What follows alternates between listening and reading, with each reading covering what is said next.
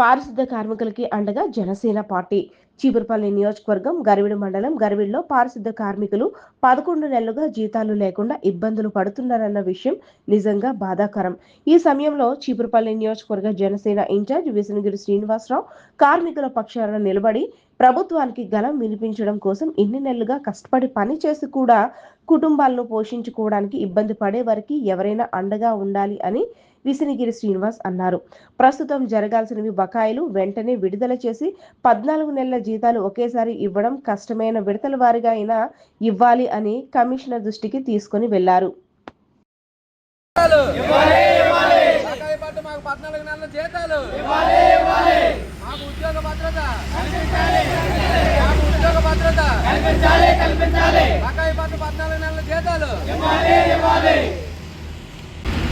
ఈరోజు గరివిడి పంచాయతీ సంబంధించి వీళ్ళు నిరాశ తెలపడం తెలుస్తుంది. ఎందుకంటే 14 నెలలు పెట్టి జీతం లేక ఆ లింక్లో తినడానికి కూడా గడవలేక ఇబ్బంది పడుతూ ఈరోజు జీతం కోసం నిరాశ తెలిపితే మాకు తెలిసి వచ్చాం.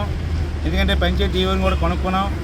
ఎందుకంటే ఇక్కడ ఇన్కమ్ తక్కువ ఉంది, పన్నులు తక్కువ వస్తాయి, ఈ జీతాలు 83,000 ఇవ్వాలి, మనకు రాబడి 63,000 వస్తుంది, 50,000 వస్తుంది, 50 లక్షలు వస్తుందని చెప్పడం చాలా బాధాకరంగా ఉంది. ఎందుకంటే గరివిడి చాలా పెద్దది, ఇక్కడ అవకతవకలు జరుగుతున్నాయి. పంచాయతీల్లో ఏవేవి అవకతవకలు ఉన్నాయో అవన్నీ కూడా తీసి వీళ్ళకి న్యాయం చేయాలని దీంతో మేము రావడం జరిగింది. ఎందుకంటే ఈరోజు మనం ఆరోగ్యంగా ఉన్నామంటే అది పారిశుద్ధ కార్మికుల వల్లే. అది అందుకే అధినేత పవన్ కళ్యాణ్ గారు ఇప్పుడు కూడా పారిశుద్ధ కార్మికులకి అండగా ఉండమని మాకు చెప్పారు. అందుకోసమనే వీళ్ళ కోసం మీరు రావడం జరిగింది. వీళ్ళకి అన్యాయం జరిగితే మట్టుగా పవన్ కళ్యాణ్ గారు దృష్టికి తీసుకెళ్ళి వీళ్ళకి న్యాయం జరిగే వాళ్ళకి కూడా వాళ్ళ అండగా మేము ఉంటాం. ఎందుకంటే ఈరోజు పారిశుద్ధ కార్మికులు ఉంటేనే మనం ఆరోగ్యంగా ఉండగలం, అన్నీ క్లీన్ అవుతాయి. క్లీన్ అండ్ క్లీన్గా ఈరోజు పవన్ కళ్యాణ్ గారు చెప్పారు, ప్రతి కాలువలు కానీ రోడ్లు కానీ శుభ్రంగా ఉండాలంటే పారిశుద్ధ కార్మికులకి న్యాయం జరగాలి. వాళ్ళు ఉంటేనే మనకి ఈరోజు గౌరవంగా తిరుగుతున్నాం.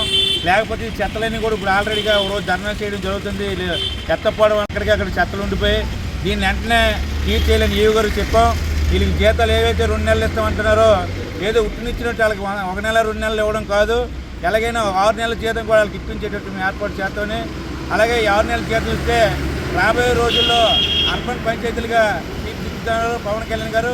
అప్పుడు డిక్లేర్ అవుతుంది, వీళ్ళందరూ కూడా ఫుల్ జీతాలు కూడా వచ్చే బాధ్యత పవన్ కళ్యాణ్ గారికి కూటమి ప్రభుత్వం తీసుకుంటుంది. ఎందుకంటే ఎక్కడో కూడా పేదవాడికి అన్యాయం జరిగితే మట్టుగా ఈరోజు పవన్ కళ్యాణ్ ఊరుకునేది లేదు. వీళ్ళకి జీతాలు ఇచ్చే వరకు కూడా మేము కూడా వీళ్ళకి అండగా ఉంటామని జనసేన పార్టీ తెలియజేస్తాం.